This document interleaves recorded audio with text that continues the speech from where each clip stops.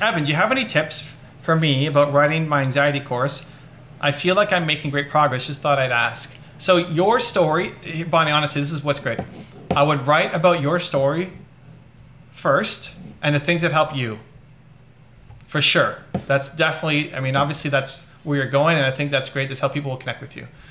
But that alone is not enough. The next step is field testing the ideas on people. This is why I say I love coaching.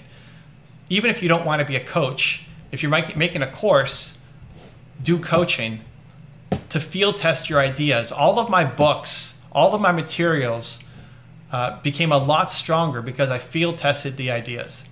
So you then go and help people who have anxiety.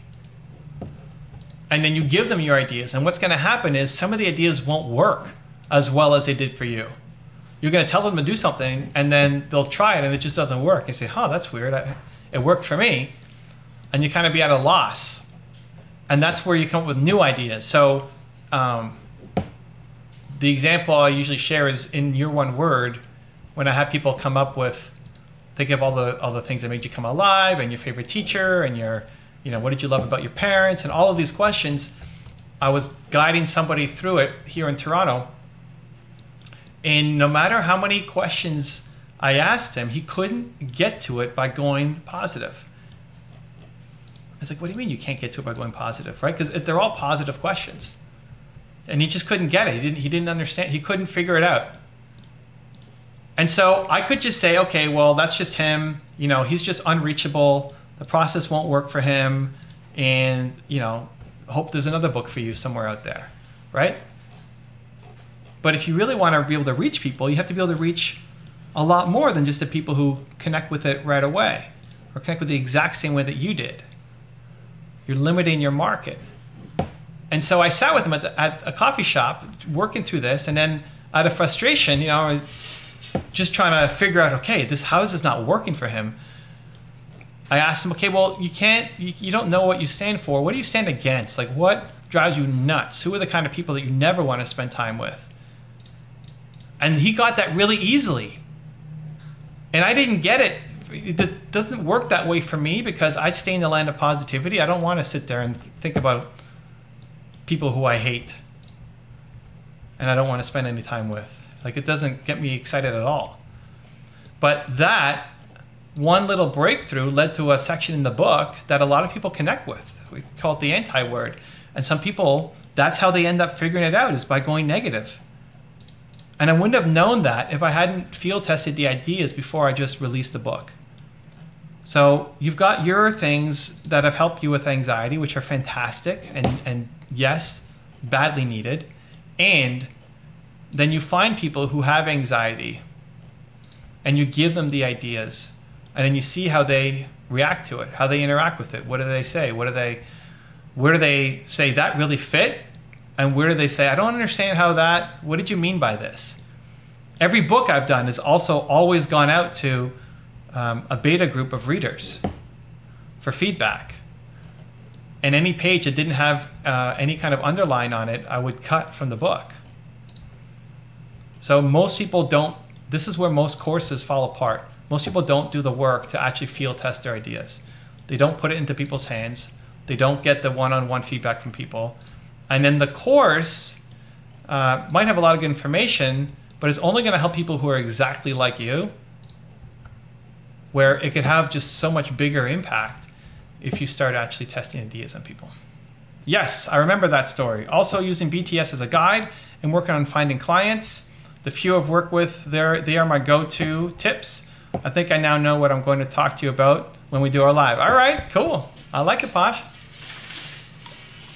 If you're using Built to Serve as a guide, the other thing that I did there that I love doing in my books that is not a requirement by any stretch, but I really like it, is sharing famous examples as well.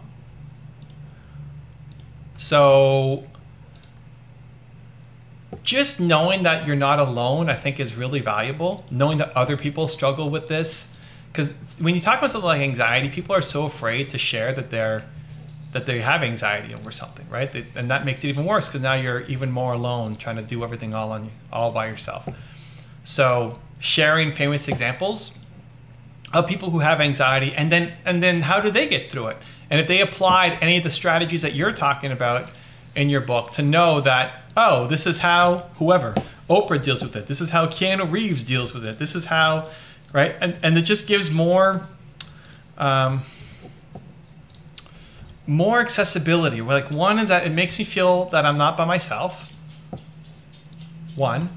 And two, it makes it feel more hopeful that it's possible for me to get out. Because a big part of anxiety is feeling alone. Because there's a lack of connection. Like, if you have somebody to talk to about it and you feel like you're not the only person going through it, it's a lot easier to get through whatever you need to get through. I'm putting everything in a Dropbox, and I've sent it to a few people with self-expressed anxiety. All right, cool. Also, Bonnie, like, looking at, if it's a course, the other thing to pay attention to is what modules that they do. If you can actually track what modules they did and they didn't do, and then ask them, because there'll be modules that they just don't connect with or they didn't think would be valuable, and they just never even opened them. And that's a little, you know, as a content creator, that's kind of disheartening. It's like, I spent so much time on that module and they didn't even open it. Are you kidding me? But the customer is always right. And that's good feedback for you to know that, hey, this thing that I made is not resonating with people. Maybe remove it from the course, maybe tweak it so it has a different name, maybe explain it more so people see the value, right? I did that in the book by seeing where they underlined. I told people, underline and make notes for yourself. I want you to tear this book apart. Like, underline it, put notes everywhere, whatever you liked, leave an underline for it. I don't care what you write for yourself. All I care is that you did something. You know, you took the time to take notes because this page meant something to you.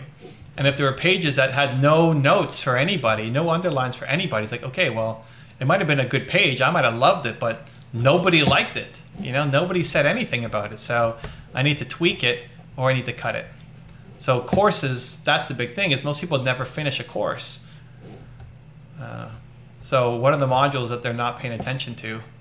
So you can go in and tweak them and fix them. Yeah, getting people, and then, you know, obviously, Bonnie, you get them to then give you testimonials to say how this helped them with their anxiety as well. So it's not just your story, but people kind of look like them, sound like them, have similar issues. Also, what causes the anxiety? Like, what's the source? Having different people. Maybe it's health related, maybe it's, you know, family related, showing that it's for different kinds of anxiety. The more I see somebody who has my story, the more likely I'm going to feel like it's for me.